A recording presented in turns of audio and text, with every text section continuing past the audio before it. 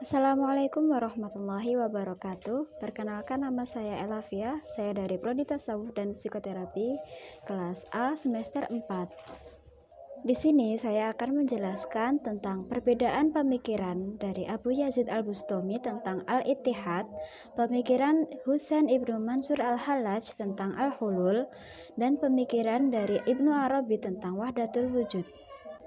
Abu Yazid Al-Bustami adalah orang yang pertama kali mempopulerkan sebutan al-fana dan al-baqa dalam tasawuf.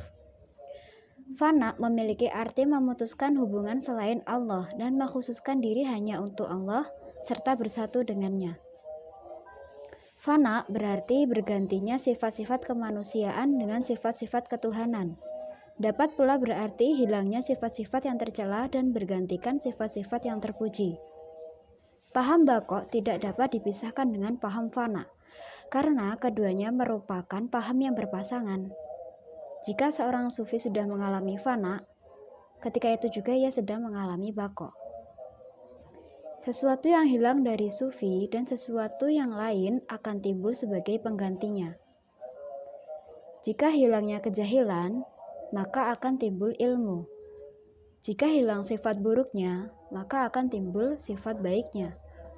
Jika hilang maksiatnya, maka akan timbul takwanya. Ittihad yaitu istilah para sufi dalam satu tingkatan tasawuf yang merasa dirinya bersatu dengan Tuhan, setelah itu melalui tahapan fana dan bako. Seorang sufi saat mengalami ittihad akan bersatu dengan Tuhan. Itu maksudnya adalah antara yang mencintai dan yang dicintai itu menyatu, baik secara substansi maupun perbuatannya. Saat dalam tahapan ittihad, Abu Yazid itu mengatakan, Tuhan berkata, semua mereka kecuali engkau adalah makhluk. Kemudian aku pun berkata, engkau adalah aku dan aku adalah engkau. Nah, dalam perpaduan itu, ia menemukan kesejatian hakikat dirinya sendiri. Abu Yazid Al-Bustami tidak mengakui dirinya sebagai Tuhan seperti Fir'aun.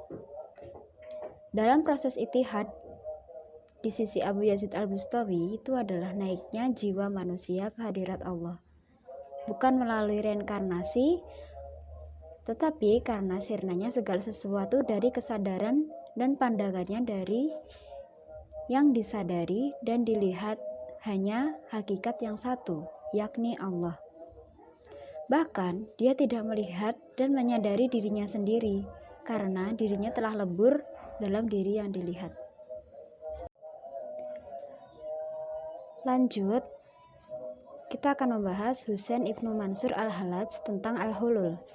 Hulul itu artinya Tuhan mengambil tempat dalam tubuh manusia, yaitu manusia yang telah melenyapkan sifat-sifat kemanusiaannya melalui fana. Fana bagi Al-Hallaj mengandung 3 tingkatan.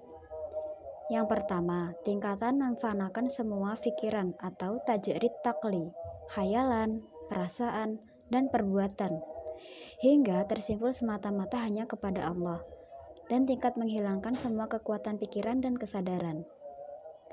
Yang kedua, dari tingkat fana dilanjutkan ke tingkat yang kedua, yaitu fana al-fana. Peleburan wujud jati manusia menjadi sadar ketuhanan yang melarut dalam hulul hingga yang disadarinya hanyalah Tuhan.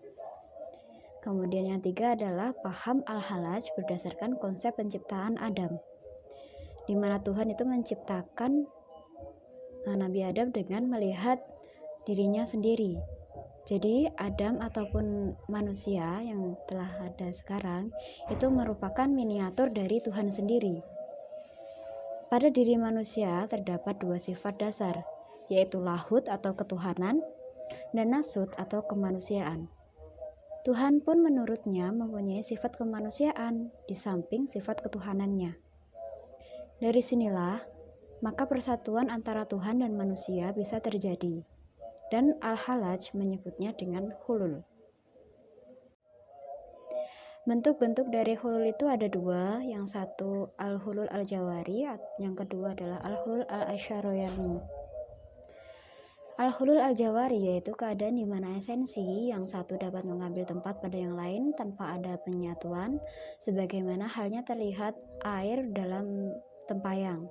Yang kedua itu al-hulul al-sayorani, ialah menyatunya dua esensi sehingga tempat esensi hanya satu, seperti pada zat cair yang telah mengalir dalam bunga. Rupanya, paham yang inilah yang digunakan oleh Al-Hallaj dan dikembangkan oleh Al-Hallaj. Selanjutnya adalah Ibnu Arabi tentang Al-Wahdatul Wujud.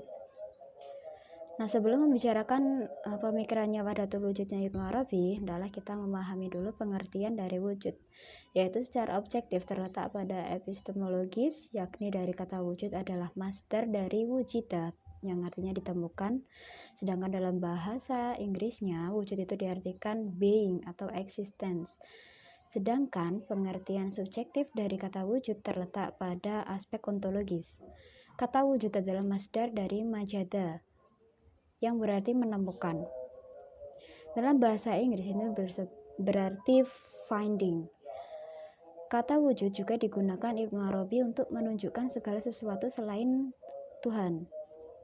Dan yang digunakan dalam pengertian metamorfosis atau majas untuk tetap mempertahankan bagaimana wujud itu hanya milik Tuhan. Sedangkan wujud yang ada pada alam itu pada hakikatnya adalah wujud Tuhan yang dipinjamkan kepadanya. Hubungan alam dengan Tuhan itu sering digambarkan dengan hubungan cahaya dengan kegelapan. Karena wujud hanya milik Tuhan, maka Adam atau ketiadaan adalah milik alam. Karena itu Ibnu Arabi mengatakan bahwa wujud adalah cahaya dan Adam adalah kegelapan. Nah, poin utama yang berkaitan dengan wahdatul wujud ialah konsep tajalli atau penampakan diri atau al-haq. Paham al-wahdatul wujud adalah lanjutan dari paham hulul dari Al-Hallaj. Paham wahdatul wujud ini yang dimaksud adalah nafsu yang ada dalam hulul tersebut dirubah oleh Ibnu Arabi menjadi al-khalq, makhluk, serta lahud menjadi hak, Tuhan menjadi khalq, dan hak adalah dua aspek bagi setiap sesuatu. Aspek yang sebelah luar disebut khalq dan aspek yang sebelah dalam disebut hak. Tujuan dari wahdatul wujud itu, baik itu diusahakan maupun tidak diusahakan, pada hakikatnya kita tetaplah satu dengan Allah. Sejatinya, makhluk adalah yang diciptakan Allah atau Tuhan. Wujud bergantung pada wujud Tuhan yang bersifat wajib. Dan wujud hanyalah satu, yaitu Tuhan. Selain itu adalah wujud dari bayangannya Tuhan. Sekian, terima kasih. Wassalamualaikum warahmatullahi wabarakatuh.